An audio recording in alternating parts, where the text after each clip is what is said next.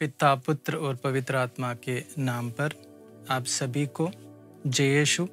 आज हम 11वां अध्याय का अध्ययन कर रहे हैं। इस अध्याय का नाम है चंगाई देने वाला संस्कार। इस अध्याय के भूमिका के तौर पर बाइबल से अर्थांग रोगी को चंगाई देने वाले की घटना दिया गया है। हम सभी जानते हैं, जब ईसा मसीह एक घर में उपस्थित था, एक अर्थांग रोगी जो चंगाई प्राप्त करने के लिए उस घर तक आ जाते हैं, लेकिन भीड़ के कारण वे ईसा मसीह के पास नहीं जा सकते। इसलिए जिन लोगों ने उन्हें उसे लाया, छप्पर फाड़ के पलंग समेत उसे प्रभु ईसा मसीह के पास उतारा जाता है और उन लोगों का और उस अर्थांग रोगी का विश्वास देकर प्रभु ईसा मसीह उनसे कहते हैं, तुम्हारा पाप क्षमा हो गया है। इसलिए पाप क्षमा करने का ये अधिकार प्रभु ईसा मसीह ने अपने स्वर्गवास के बाद, स्वर्ग चले जाने के पहले शिष्यों को दिया है। शिष्यों ने इस अधिकार उनके उत्तराधिकारी धर्माध्यक्षों और पुरोहितों को दिया है।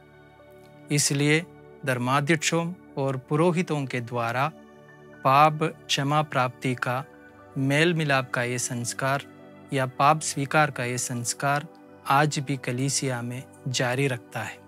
मेल मिलाप के संस्कार से हमें पिता ईश्वर का अनंत प्रेम का अनुभव प्रदान होता है। साथ ही साथ दोबारा इस पाप में या इसी प्रकार के अन्य पापों में ना फंसने की शक्ति भी हमें प्रदान होता है। इस अध्याय का पहला उपशीर्षक है मेल मिलाप 4 क्षेत्रों में। हम जब एक पाप करता है तो उसका परिणाम 4 क्षेत्रों में होता है। सबसे पहले हम ईश्वर से दूर हो जाते हैं। इसके साथ दूसरा, हम अपने भाई बहनों से दूर हो जाते हैं। और तीसरी बात, हम खुद अपने से दूर हो जाते हैं। और आखिरी में चौथी बार, हम सारी दुनिया से दूर हो जाते हैं। इसलिए मेल मिलाप के इस संस्कार द्वारा इन चारों क्षेत्रों में हम पाप से दूर होकर, पाप को स्वीकार करते हुए पुनः अपना संबंध जोड़ने की कोशिश करते हैं। हम मेल मिलाप का संस्कार स्वीकार करते हुए ईश्वर से पुनः जुड़ जाते हैं, अपने भाई बहनों से जुड़ जाते हैं, स्वयं से जुड़ जाते हैं और इसी प्रकार सारी दुनिया से हम पुनः एक हो जाते हैं। मेल मिलाप का संस्कार कबूल करने का संस्कार है। यह है इस अध्याय का दूसरा उपशीर्षक। मेल मिलाप में आप सभी जानते हैं, हम हमारे पापों को कबूल करते हैं, स्वीकार करते हैं, पुरोहित के सामने स्वीकार करते हैं। जब कोई अपनी गलतियों को स्वीकार करते हैं, वो आज़ाद हो जाते हैं। कलीसिया में प्रभु ईसा मसीह ने अपने उत्तराधिकारियों को ये पाप सुनने का या इस पापों को स्वीकार करने का अधिकार दिया है। प्रेरितों ने अपने उत्तराधिकारी धर्माध्यक्षों को ये अधिकार सौंपा है और धर्माध्यक्षगण ये अधिकार उनके सहसेवक पुरोहितों को दे दिया है। इसलिए पाप स्वीकार केवल कलीसिया के अधिकृत लोगों के सामने ही किया जाता है, जैसे पुरोहित और धर्माध्यक्षगण। पाप स्वीकार करने से हमें ईश्वर पुत्र पद वापस प्राप्त होता है। साथ साथ जैसे हमने पहले देखा, उन चारों क्षेत्रों में हम ईश्वर से, भाई बहनों से, अपने से और सारी दुनिया से फिर मेल मिलाप करते हैं। संत अगस्तीन हमसे कहते हैं, दुष्कर्मों का कबूल करना सत्कर्मों का आरंभ है। संत अगस्तीन हमसे कहते हैं, दुष्कर्मों का कबूल करना सत्कर्मों का आरंभ है। इसी प्रकार हम पाप स्वीकार करने से हम सत्कर्म में आ जाते हैं, अच्छे कार्य में आ जाते हैं। अगला शीर्षक है क्षमा करने का और पाप मुक्ति का संस्कार। जब ईश्वर हमारा पाप क्षमा करता है तब हमें पाप मुक्ति मिलता है। इसके लिए सबसे बड़ा उदाहरण है उड़ाऊ पुत्र का दृष्टांत। जब उस उड़ाऊ पुत्र ने अपने पिता के सामने जाके ये स्वीकार किया, मैंने आपके विरुद्ध पाप किया है, तब उसके स्वीकारने से, पाप स्वीकार करने से उसे क्षमा प्राप्त होती है। इसी प्रकार हम जब ईश्वर हमें हमारा पाप सुनता है तब हमें हमारी पापों के ऊपर क्षमा प्राप्ति होती है। अगला शीर्षक है पापमोचन पुरोहित द्वारा। कलीसिया में पापमोचन पुरोहित के द्वारा ही होता है, क्योंकि कलीसिया में पुरोहित एक प्रतिनिधि के रूप में उसे माना जाता है। इसलिए कलीसिया के विश्वासीगण जब कलीसिया के प्रतिनिधि के सामने जाकर पाप स्वीकार करता है तो उसे पाप क्षमा होता है। कलीसिया का प्रतिनिधि पुरोहित को किसी भी हालत में जो पाप स्वीकार के अवसर पर उसने जो विश्वासी को सुना है ये खुलासा नहीं कर सकता। इसे कन्फेशनल सीक्रेट कहते हैं। चाहे मरना भी पड़े, पुरोहित इन पापों को खुलासा कभी भी नहीं कर सकता। अगला शीर्षक है मेल मिलाप का संस्कार फलदायक बनाने की 5 बातें। पहली बात है मन की जांच। मन की जांच हम इस प्रकार करते हैं। सबसे पहले ये देखना है कि कर्तव्यों की अनदेखी किया या नहीं। इसमें दूसरी बात है वर्जित कार्यों को किया या नहीं। तीसरी बात है ईश्वर और कलीसिया के नियमों को तोड़ा ही या नहीं। चौथी बात है जीवन स्तर के कर्तव्यों को छोड़ा कि या नहीं। इसलिए मन की जांच करते हुए हमें ये देखना होगा कि ईश्वर के और कलीसिया के नियमों का उल्लंघन किया या नहीं। हमारे जीवन स्तर पर, जैसे कोई पुरोहित है, कोई शादीशुदा है, कोई बच्चा है, कोई टीचर है, इन जीवन स्तरों के ऊपर कुछ कर्तव्य रहते हैं। इन कर्तव्यों का पालन किया कि नहीं, या हमारे मन की जांच इस स्तर पर भी करना है हमारे कर्तव्यों को हमने सही तरीके से निभाया या नहीं। और कुछ ऐसे कार्य हैं, ऐसे वर्जित कार्य हैं जिसे करना विधि द्वारा निषेध है, उन कार्यों को किया या नहीं। इस प्रकार सही तरीके से हमारे मन को जांचना पहली बात है। मेल मिलाप के संस्कार फलदायक बनाने का दूसरी बात है पश्चाताप। हम जो भी पाप करते हैं वह ईश्वर के विरुद्ध है। जब भी हम पाप करते हैं कि उसी पाप के ऊपर हमें स्वयं द्वेष अपने मन में उत्पन्न होता है। इस द्वेष हमें पश्चाताप की ओर ले जाते हैं। इसलिए पापों पर, जो किए गए पापों के ऊपर हमें हमारे मन में द्वेष उत्पन्न होना चाहिए और उस द्वेष से प्रेरित होकर हमें पश्चाताप की ओर अग्रसर होना है। तीसरी बात है प्रतिज्ञा लेना। हमारे मन की जांच करते हुए हमारे मन में पश्चाताप उत्पन्न होने के बाद तीसरी बात यह है कि हमें दृढ़ संकल्प लेना है, प्रतिज्ञा लेना है कि आगे इस प्रकार के पापों में हम फंसेंगे नहीं। साथ साथ पाप के प्रलोभन के कारण होने वाली सारी चीज़ों से हम दूर रहेंगे। चौथी बात है कबूल करना या पाप स्वीकार करना। पाप स्वीकार करने के लिए हमें कलीसिया के प्रतिनिधि पुरोहित के सामने जाना है।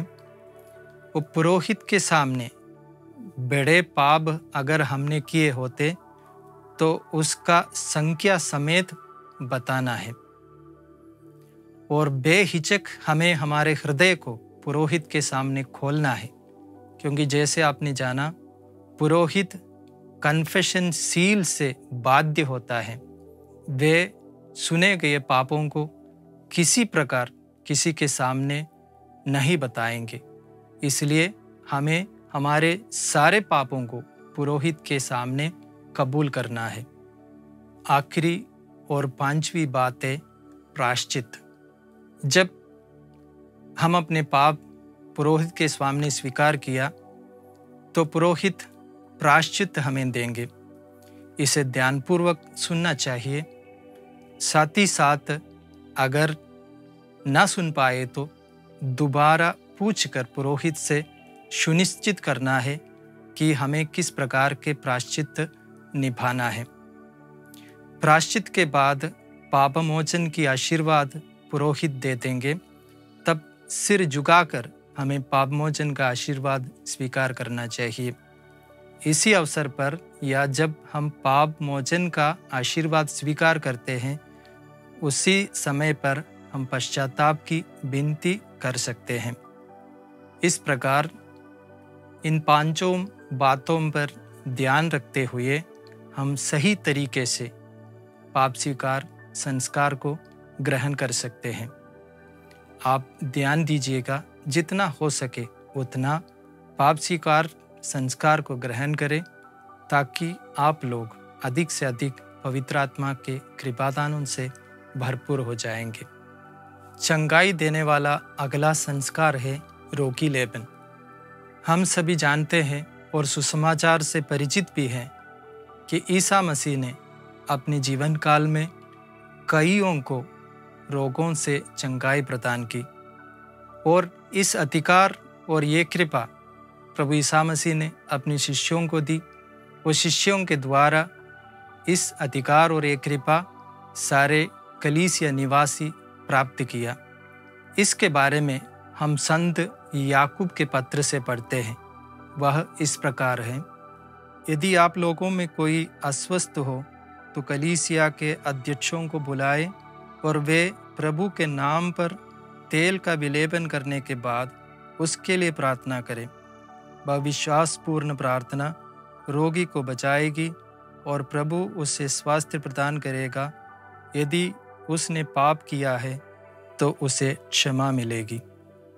इस प्रकार संत याकूब हमसे कहते हैं, कलीसिया के प्रार्थना द्वारा रोगी को चंगाई प्राप्त होती है।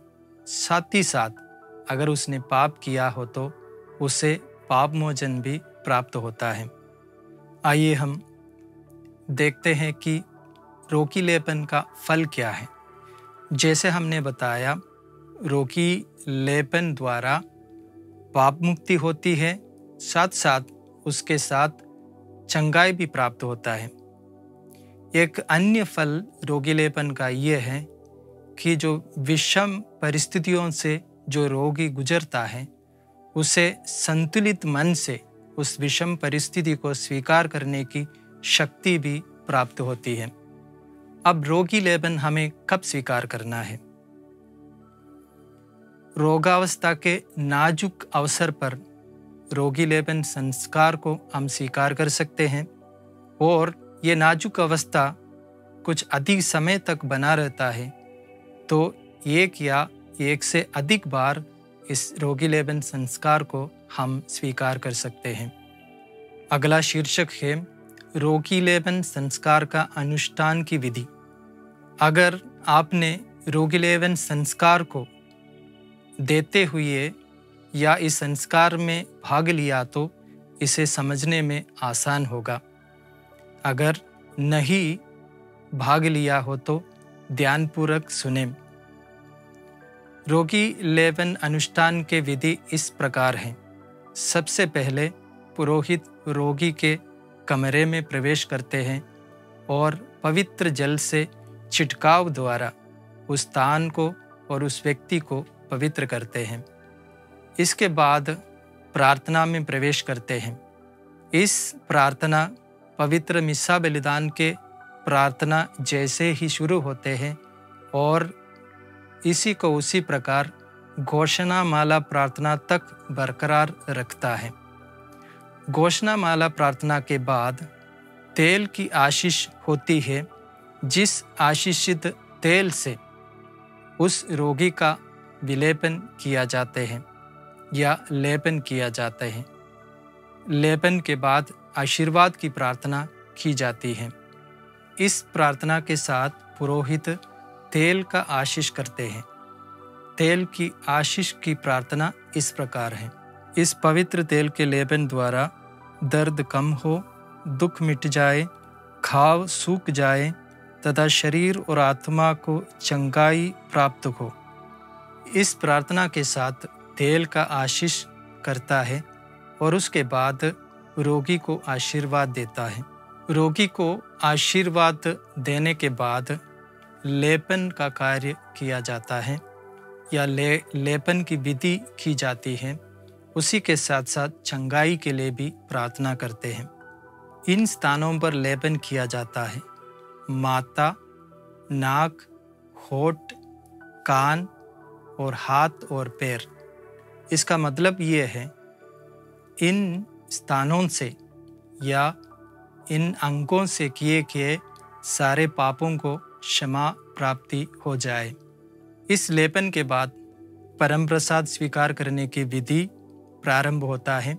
उसके लिए परम प्रसाद ग्रहण करने की घोषणामाला करते हैं।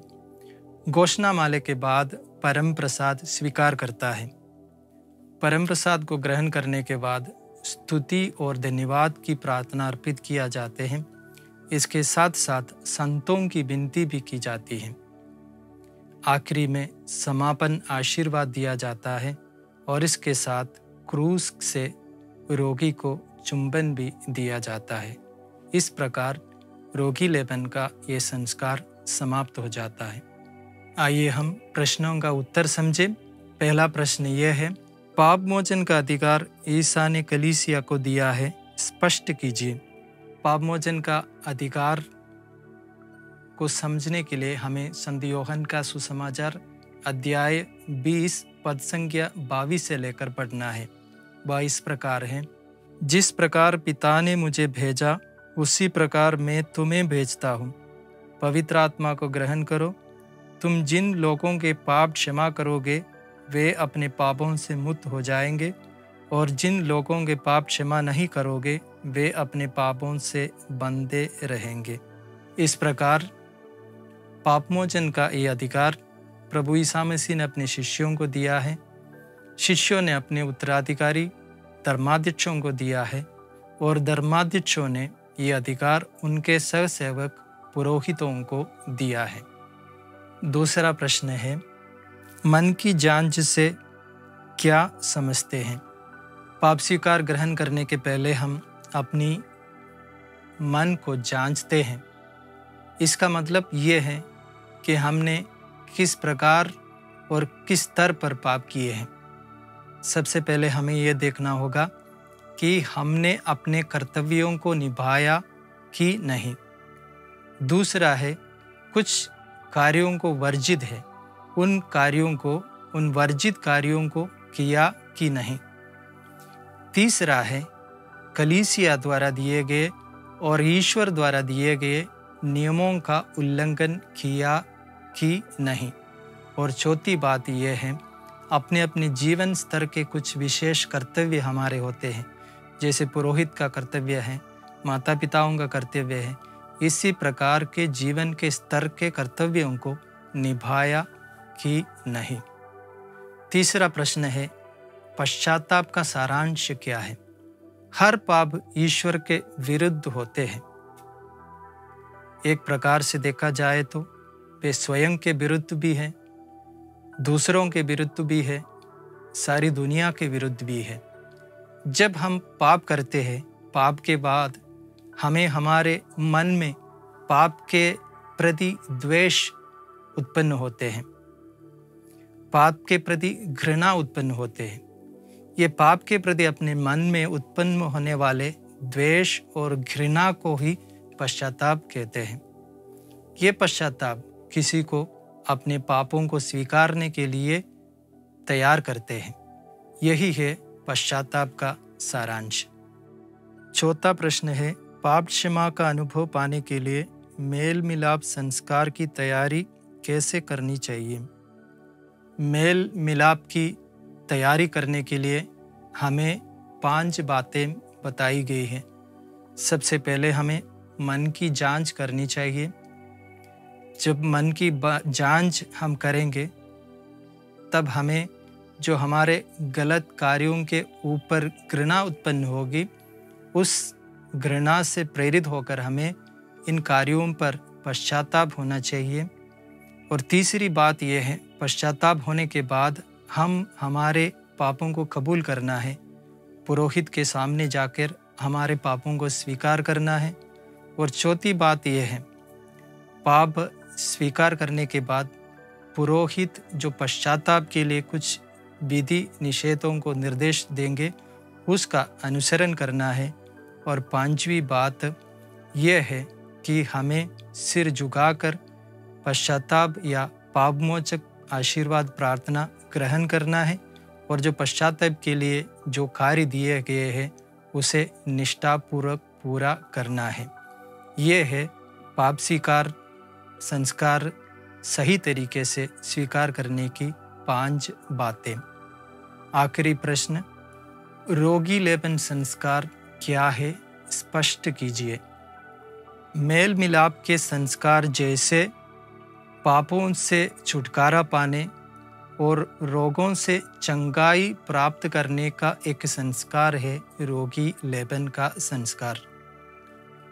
रोगी लेपन का ये संस्कार जब हम रोगावस्था में हैं तब स्वीकार करते हैं, और इस रोगावस्था लंबे समय तक चलता है तो हम एक या एक से अधिक बार इस संस्कार को ग्रहण कर सकते हैं। इस संस्कार को ग्रहण करने से 2 कृपाएं हम प्राप्त करते हैं। एक है, हम अपने पापों से मोचन प्राप्त करते हैं, साथ ही साथ हमारी रोगों से चंगाई प्राप्त होती है। साथ ही साथ हमें इस विषम परिस्थिति में संतुलित विचार और मन से उसे स्वीकार करने की शक्ति भी हमें प्राप्त होती है। इस प्रकार हम यह 11वां अध्याय यहाँ समाप्त करते हैं। आइए एक छोटी सी प्रार्थना करें। हे ईसा, आप पाप मोचन एवं चंगाई देते हुए घूमते रहें। पापों से मुक्त होकर पवित्रता के मार्ग पर चलने की शक्ति हमें प्रदान कीजिए। पिता, पुत्र और पवित्र आत्मा के नाम पर आमीन।